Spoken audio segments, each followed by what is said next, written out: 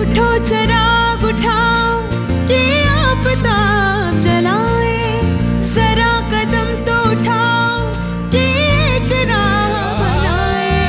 उतारो पाँव से मेहंदी की ये पाँव जलते हैं, उतर के राह पे देखो कि ये पाँव चलते हैं। क्योंकि जीना इसी का नाम है, क्योंकि जीना इसी का नाम है, क्योंकि जीना इसी का नाम है। जी बीडीओ साहब, क्या हुआ? हाँ साहब, अच्छा बुरा जो भी हो बताइए तो।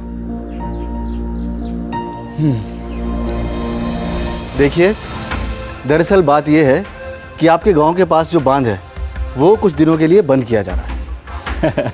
ये खबर है? बीडीओ साहब, आपने तो हमें डरा ही दिया था। अरे बांध अगर बंद कर दिया जाएगा तो इससे हमें क्या? उससे राजपुरा में पानी आ सकता है। सरपंच जी, गांव के निचले हिस्से डूबने का डर है।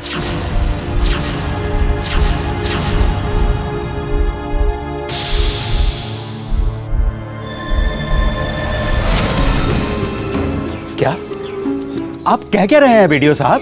अगर बांध का पानी छोड़ दिया गया तो हमारे सारे खेत और मकान उसमें डूब जाएंगे, और मेरे तो सारे के सारे खेत गांव की सबसे निचली सतह पर हैं। नहीं बीडीओ साहब, आपको कुछ ना कुछ करना पड़ेगा। ये तो सरासर लापरवाही है। इस तरह तो जान माल का कितना नुकसान हो सकता है। बीडीओ साहब, पर ये सब हुआ कैसे? देखिए, बांध को बंद करने की वजह है उसमें पड़ी हुई दरारें, और इन दरारों को ठीक करने में, मरम्मत में कम से कम 5-7 दिन का समय लगेगा। और उससे भी बुरी खबर तो यह है कि भूतिया बलान नदी में 4-5 दिन में पानी छोड़ दिया जाएगा। और अगर मरम्मत का काम वक्त पर नहीं हुआ सरपंच जी, तो बांध टूटने का खतरा है। हमारे मास्टर जी भी इन विपदाओं के लिए गांव वालों को तैयार करने की कोशिश कर रहे थे। मुझे भी उनकी बात ठीक लगी, लेकिन हम तो आने वाली बरसात की बात सोच रहे थे। अब किसको पता था कि अचानक बांध के टूटने का खतरा पैदा हो जाएगा, और राजपुरा के डूबने की बात। वो तो मास्टर जी, कुछ लोग तो भाभी बुरा सोचते हैं, बुरा बोलते हैं, और फिर बुरा हो जाता है। नहीं पंच जी, कुछ लोग दूर की सोचते हैं, जिससे खतरा टल जाता है। आपने बिल्कुल ठीक कहा। हम लोग पूरी कोशिश कर रहे हैं कि बांध की मरम्मत का काम जल्दी से जल्दी खत्म हो, ताकि किसी भी तरह का खतरा टल सके। लेकिन फिर भी हम सबको पूरी तरह से तैयार रहना होगा। हम किसी तरह का रिस्क नहीं ले सकते। हम लोगों के पास समय बहुत कम रह गया है, ज़्यादा से ज़्यादा 4 दिन। 4 दिन बस? क्यों वीरेन भैया, अब क्यों पसीने छूट गए?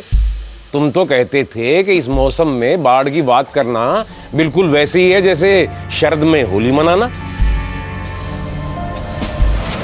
बीडीओ साहिब, अगर आप ठीक समझे तो हम एक मीटिंग बुलवा लेते हैं, और मास्टर जी ने अब तक जो काम किया है उसके बारे में भी अपनी राय दे सकते हैं। जी बेहतर है, जैसा आप ठीक समझे।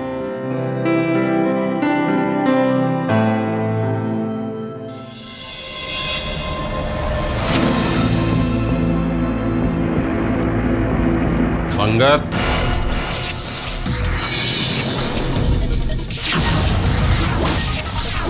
आ गए तुम शहर से?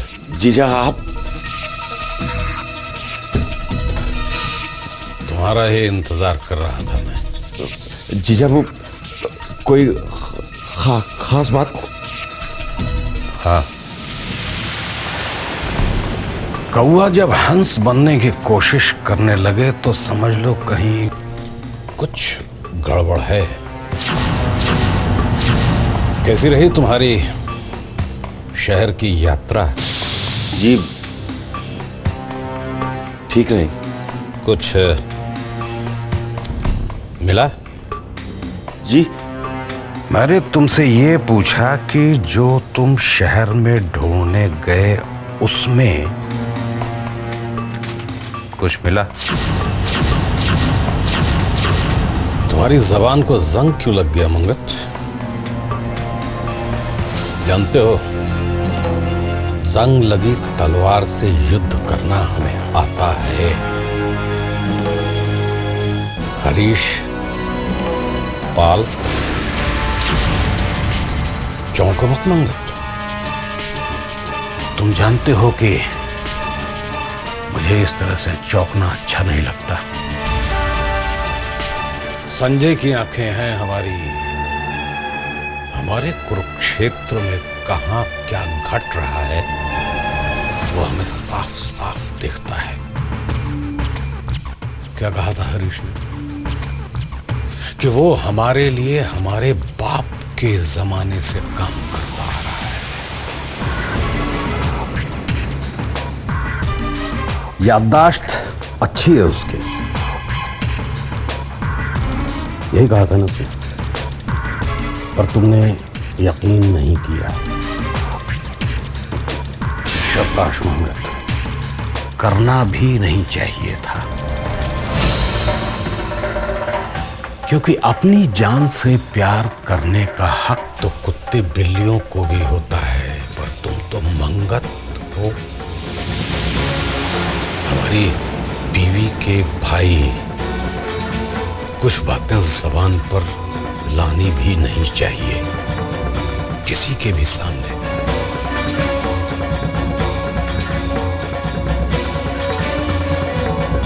हाँ, अभिमन्यु के सामने भी नहीं।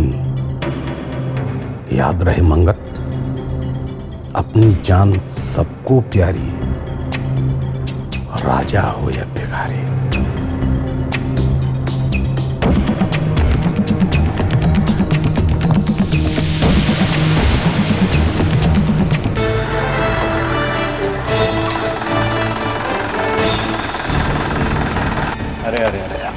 अरे इंस्पेक्टर साहब, नमस्कार। नमस्कार जी। कैसे इंस्पेक्टर साहब? बैठिए। अब सब आ गए हैं। मास्टर जी आप बताएं। तो भाइयों, आप सब तो जानते ही होंगे कि ये क्या है। अरे हाँ हाँ, पता है मास्टर जी, ये अपना ही गांव है। अब हमसे बच्चों की तरह दो दूनी क्या, ये मत पूछो, और इन सब लोगों को जल्दी से अपनी योजना बता दो। देखिए, ये जो लाल रंग वाले इलाके हैं, ये वो जगह हैं जहां पानी आने का खतरा सबसे ज्यादा है।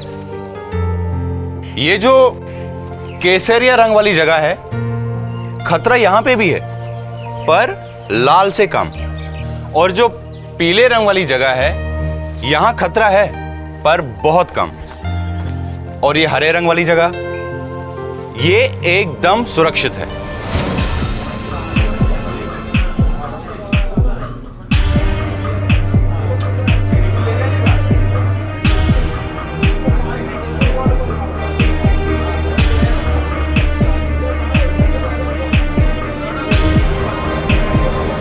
क्यों रहीम भैया, आपका घर कौन से रंग की पट्टी में है? हमारा घर तो लाल रंग में आता है, हमें खतरा है। देखिए आप लोग घबराएं नहीं, हमने सबके बचाव के तरीके सोच रखे हैं। बस आप लोग मास्टर जी की बात ध्यान से सुने। मास्टर जी आप बताएं। देखिए, उप स्वास्थ्य केंद्र, स्कूल और पंचायत घर, ये हरी पट्टी में आते हैं। ये जगहें काफी सुरक्षित हैं। इसी तरह प्रधान जी का घर यानी बड़ा घर और मंदिर भी हरी पट्टी में आते हैं, यानी एकदम सुरक्षित। तो जिन लोगों के घर लाल और केसरिया रंग वाली पट्टी में आते हैं, उन्हें हम हरी और पीली पट्टी वाली जगहों पर पहुंचा देंगे, जिससे उन्हें कोई नुकसान ना हो। बस हमें एक दूसरे का साथ देना होगा। देखिए सरपंच जी, जहाँ सारा समाज एक साथ खड़ा हो, वहाँ तो बड़ी से बड़ी मुसीबत भी छोटी नजर आती है। पर हम लोग क्या तैयारी करें? अब आप लोग एक काम करिए, आप लोग आपस में मिलकर एक कमेटी बना लीजिए जो आने वाली योजनाओं को तय करेगी। और हाँ, इस कमेटी में अलग अलग लोग अलग अलग तरह की जिम्मेदारी लेंगे। जी, मेरी तो यही राय है कि हमें बिना वक्त बर्बाद किए ये फैसला अभी ले लेना चाहिए।